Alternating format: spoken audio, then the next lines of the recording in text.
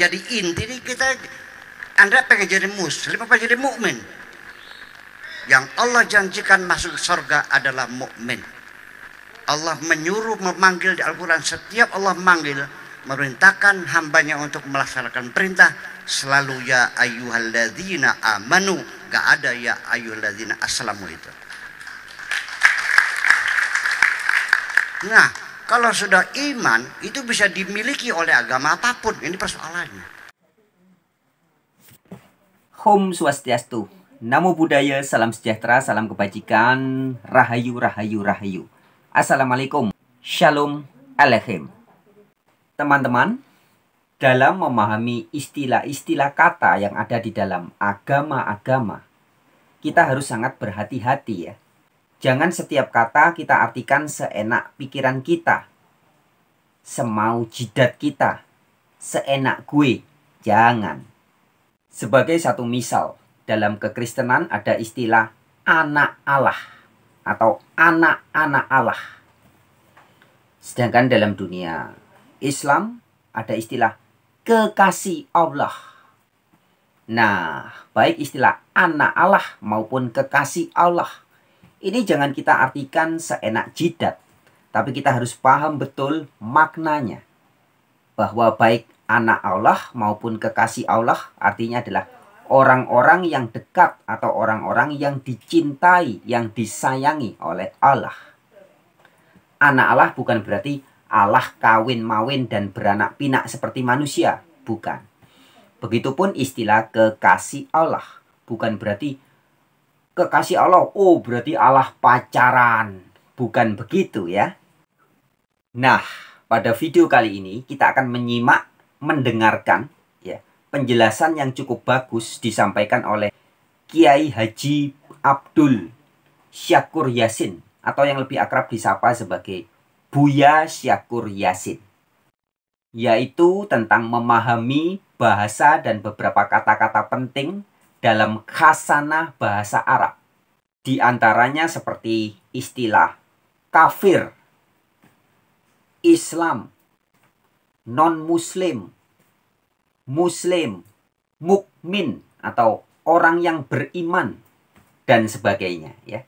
Dan ada penjelasan yang menarik dari Buya Syakur Yasin ini, bahwa ternyata yang disebut sebagai mukmin atau orang-orang beriman itu tidak selalu menunjuk kepada kaum yang disebut sebagai Islam atau Muslim. Ya, jadi ini bagus sekali penjelasannya teman-teman. Untuk lebih jelasnya nanti teman-teman perhatikan langsung ya, apa yang disampaikan oleh Kiai Haji Buya Syakur Yasin. Oke, kita langsung simak saja. Demikian suaranya. Selamat menyimak. Jadi saya ingin menyorotinya dari sosiolinguistik. Kita ambil contoh di negeri kita aja. Negara kita namanya Negara Republik Indonesia. Bahasanya apa? Dari mana asal bahasa Indonesia itu? Ternyata kita dadak bikin. Mungkin tujuannya adalah untuk membangun persatuan bangsa Indonesia. Kita tidak menganak emaskan bahasa Jawa, bahasa Sunda, bahasa Madura, supaya jangan ada yang merasa lebih kan gitu. Jadi kita ambil bahasa Melayu, kita nobatkan sebagai bahasa Indonesia. Dan sampai sekarang dalam pertumbuhannya. Nah, sedangkan bahasa Arab itu sesungguhnya yang mematangkan bahasa Arab itu adalah Al-Quran.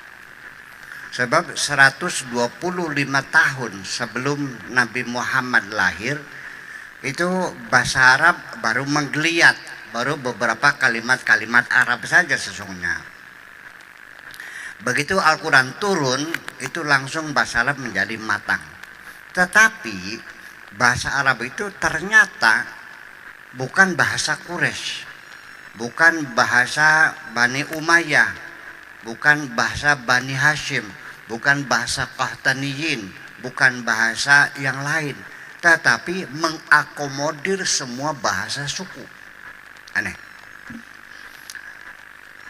Andaikan Indonesia waktu itu tidak mengangkat bahasa Indonesia, tetapi mengakomodir semua bahasa suku yang ada di Indonesia, Jawa, Sunda, Madura, Bali, Batak, kemudian apalagi Dayak, ya Dayak, Papua. Bayangkan kalau itu terjadi, maka kita menjadi bahasa yang kaya raya. Semuanya resmi bahasa Indonesia. Jadi kita bisa menyebutkan kata ganti orang. Pelaku pertama itu bisa reang, bisa isun, bisa inyong, bisa kula, bisa abdi, bisa aing, bisa kuring, bisa apa lagi? Beta, bisa hamba. Bayangkan betapa kayanya. Itulah sebabnya bahasa Arab itu nama macan saja ada 200 nama. Nama onta sekitar 80 nama.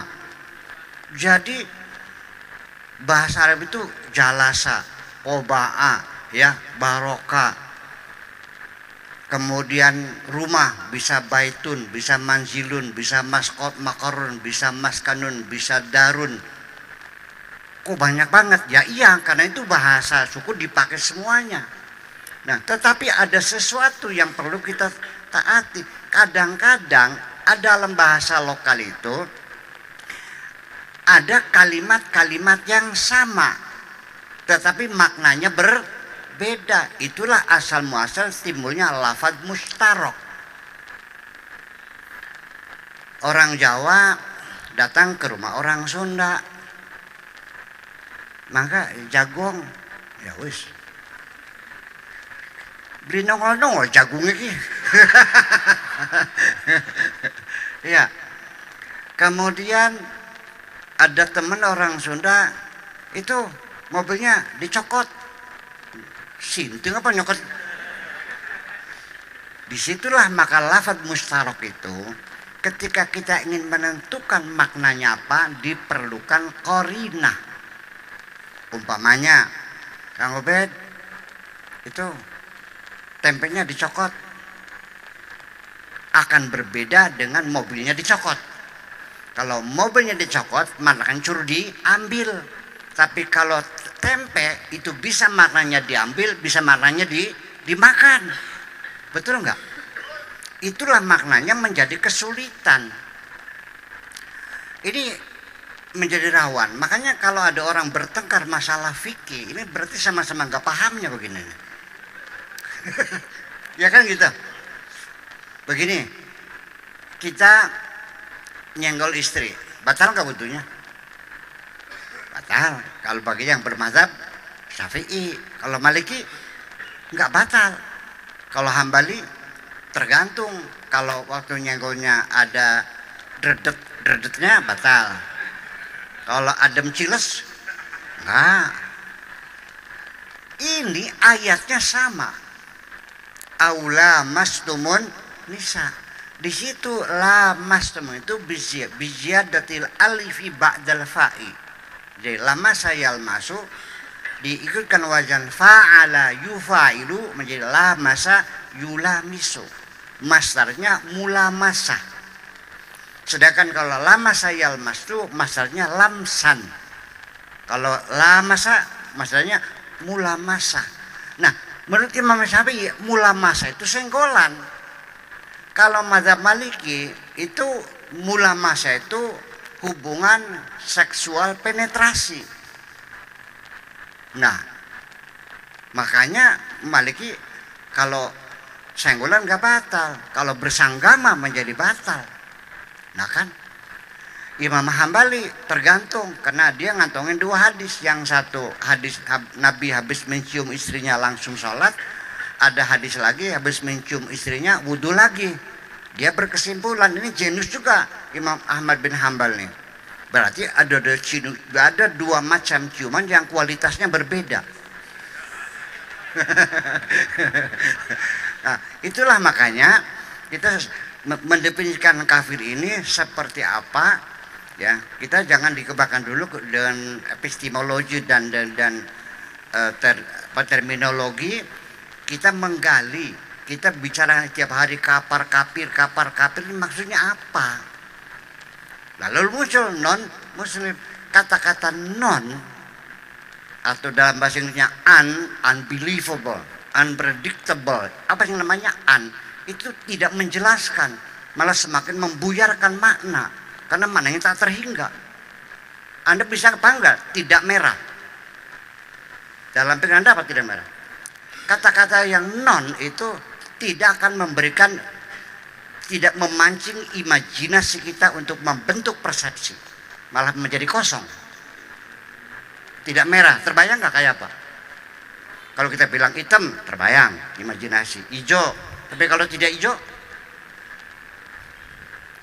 ya. Jadi kalau begitu gelas ini ya non muslim juga.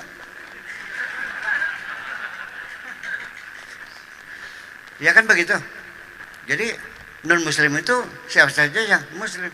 Nah, sedangkan katanya muslimnya sendiri, sebelum kita mengembangkan makna kafir, muslimnya sendiri sebetulnya siapa muslim itu? Siapa muslim itu sebetulnya? Nih, firman Tuhan juga. Mau percaya silakan, enggak udah. Ada orang Arab datang kepada Kanjeng Nabi. Mereka mengatakan qalu amanna. Mereka mengatakan, ya Rasulullah, kami beriman. Allah ngasih tahu kepada Kanjeng Nabi, tolong sampaikan kepada mereka, bal qulu aslamna. Jangan bilang kami beriman, katakan kami berislam. Belum level iman kamu itu, kamu baru levelnya Islam. Kenapa? Walamma yadkhulul imanu fi qulubihim, karena keimanan belum masuk ke dalam hati mereka. Jadi yang jadi inti ini kita, Anda pengen jadi muslim apa jadi mukmin? Yang Allah janjikan masuk surga adalah mukmin. Allah menyuruh, memanggil di Al-Quran, setiap Allah manggil, memerintahkan hambanya untuk melaksanakan perintah, selalu ya ayyuhalladzina amanu, gak ada ya ayyuhalladzina aslamu itu. Nah, kalau sudah iman, itu bisa dimiliki oleh agama apapun, ini persoalannya. Nah, ya walladzina amanu min ahlil kitab, berarti orang-orang beriman dari ahlul kitab, itu persoalannya. Jadi dari ayat ini saya belum memutuskan, mengandai ya, boleh nggak mengandai? Ini kayaknya kata Islam itu kata berkoalisi sebetulnya. Betul nggak? Nah, kenapa berkoalisi? Karena ternyata koalisi itu kalau ternyata sudah selesai perjuangannya, kan gitu, terus bagi-bagi jatah, nah akan bubar. Bubar enggak? Bubar, selesai. Nafsi-nafsi, luksana luksini, karena berdasarkan koalisi.